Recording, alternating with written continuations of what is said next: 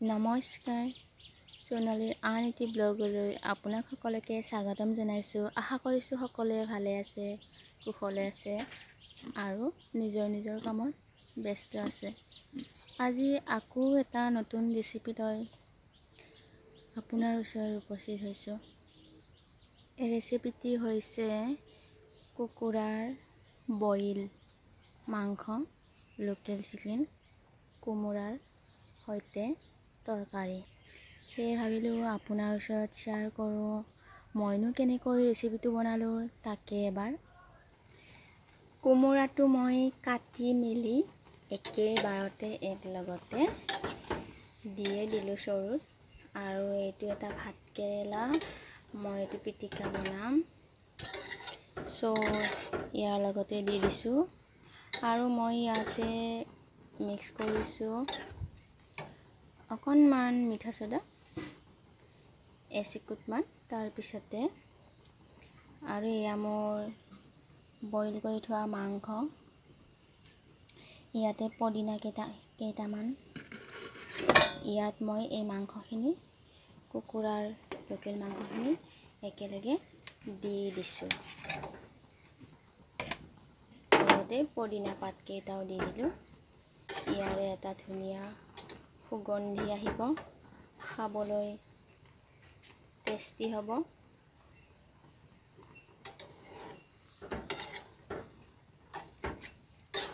এনেকৈ লৰাই মেলি মই ঢাকি দিম।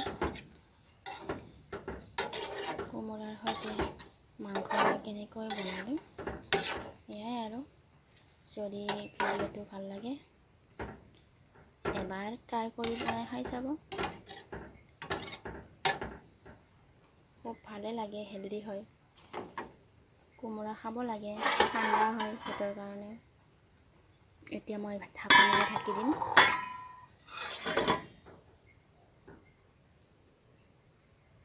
আৰু সিজিবলৈ দিম। পানী যিটো কোমোৰাৰ পৰা পানী ওলাব, এই পানী শুকুৱাই যোৱালৈ। তাৰপিছত মই অকণমান পানী এড কৰিম। এতিয়া ঢাকনি গুচাই মই চব্জিখিনি চাওঁ।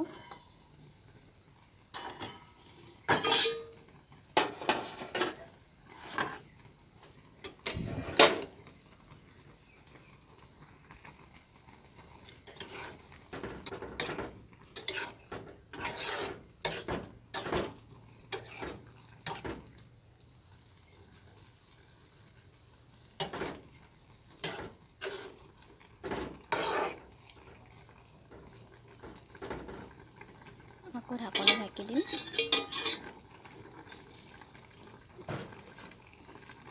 পানী ওলাইছে অলৰেডি। মই বেছি পানী এড নকৰোঁ, অকণমান দিম, দি পেলাই আকৌ শুকুৱাই দিম। এয়া 1 কাপ পানী দি দিলোঁ।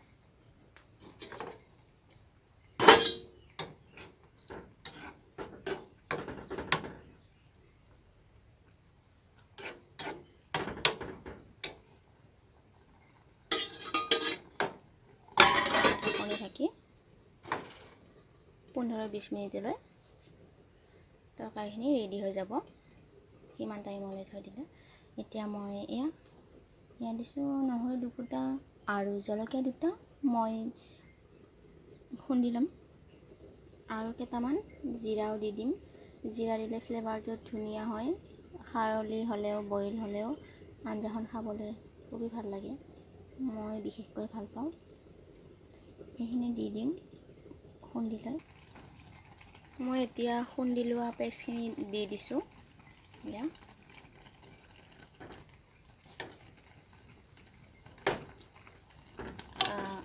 ইয়াত নহৰুৰ কেঁচা গোন্ধখিনি যোৱালৈ মই সিজিব দিম। অলমষ্ট তৰকাৰীখিনি হৈছে এইবাৰ।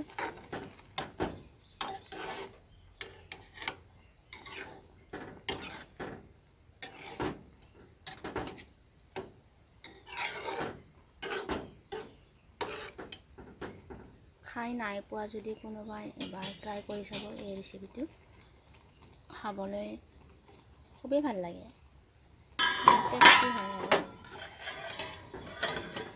আজিৰ ভিডিঅ'টো মই কেনে লাগে আপুনি জনাবলৈ নাপাহৰিব। নিশ্চয় এবাৰ ট্ৰাই কৰিব। তেতিয়ালৈ মই অকণমান কেঁচা গোন্ধ যোৱালৈ আৰু 5 মিনিট সময় সিজিবলৈ দিম। এয়া ঢাকনি এৰুৱাই চাওঁ। ৱাও, ধুনীয়া হৈছে। ইয়াতে মই গেছ অফ কৰিম।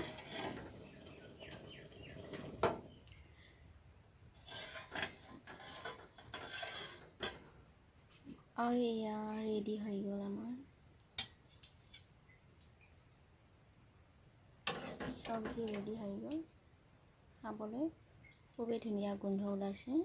যদি খাই পোৱা নাই এবাৰ ট্ৰাই কৰি চাব ৰেচিপিটো। কোমোৰাৰে সৈতে কুকুৰাৰ মাংস।